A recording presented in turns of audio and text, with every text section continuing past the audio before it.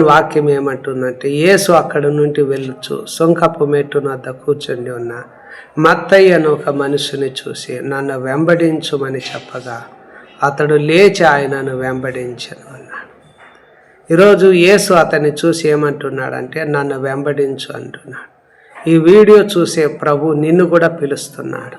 నువ్వు ఎక్కడ ఉన్నా, ఏ స్థలంలో ఉన్నా ప్రభు అంటున్నాడు, నా వెంబడి రండి, నన్ను వెంబడించుము, నా వెంట రమ్మని పిలుస్తున్నాడు. ప్రయాసపడి భారం మోసుకొనుచున్న సమస్త జనులారా నా యొద్దకు రండి, నేను మీకు విశ్రాంతిని కలుగజేస్తాను అని ప్రభు అంటున్నాడు. అక్కడ ఏ విధంగా మత్తయి నా వెంబడి రమ్మన్నప్పుడు వెంటనే అతను లేచి ఆయనను వెంబడిస్తూ ఉన్నాడు. అక్కడ ఇంటిలో యేసు భోజనానికి కూర్చున్నప్పుడు సుంకరులు, పాపులు అనేకులు వచ్చి ఆయన యొద్దను, ఆయన శిష్యుల యొద్దను కూర్చున్నట్లుగా యేసును వెంబడించిన వారిలో అనేకులు ఉన్నారు. ఈరోజు కూడా ప్రభు నిన్ను పిలుస్తున్నాడు, నా వెంబడి రండి అంటున్నాడు. ఇక్కడ ఒక విషయాన్ని ప్రభు ఖండిస్తున్నాడు. పరిసయ్యులు యేసుతో అనేక మంది కూడుకొని, సుంకరులు, పాపులు అనేకులు కలుసుకొని ఒక ఇంటిలో భోంచేయడం చూశాడు.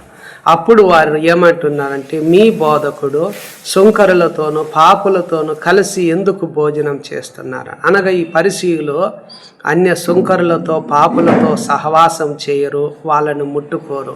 వాళ్ళ దృష్టిలో వాళ్ళు ఎవరంటే అపవిత్రులు, నిషేధింపదగిన వాళ్ళు.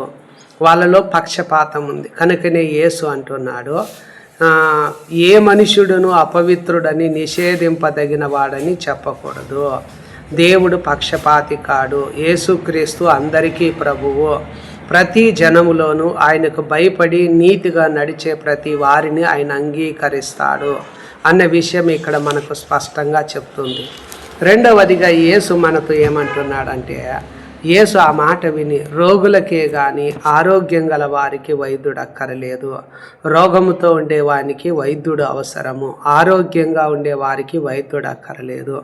అలాగనే యేసు పాపులనే పిలుస్తున్నాడు కానీ నీతిమంతులుగా పిలవరాలేదు. మనిషి అందరూ కూడా పాపం చేసి దేవుని మహిమను పొందలేకపోతున్నారు. పాపం చేయి ప్రతివాడు పాపానికి దాసుడని. కొద్దిమంది పాపాల్లో చిక్కులుకున్నారు. ఆజ్ఞ అతిక్రమమే పాపం. కనుక దేవుని ఆజ్ఞను అతిక్రమించి కొన్ని పాపాల్లో మనిషి చిక్కులుకున్నారు. జారుడుగా, వ్యభిచారిగా, ఆడంగితనం గలవారుగా, పురుష సంయోగులుగా, దొంగలు, లోబులుగా, తాగుబోతులుగా, దూషకులుగా, దోచుకొని వారుగా ఉన్నారు. ఇలాంటి వారు కొరింథీ సంఘంలో ఉన్నప్పుడు యేసుక్రీస్తు నామమున వారు తమ పాపాలు ఒప్పుకున్నప్పుడు దేవుని ఆత్మయందు వారు కడగబడి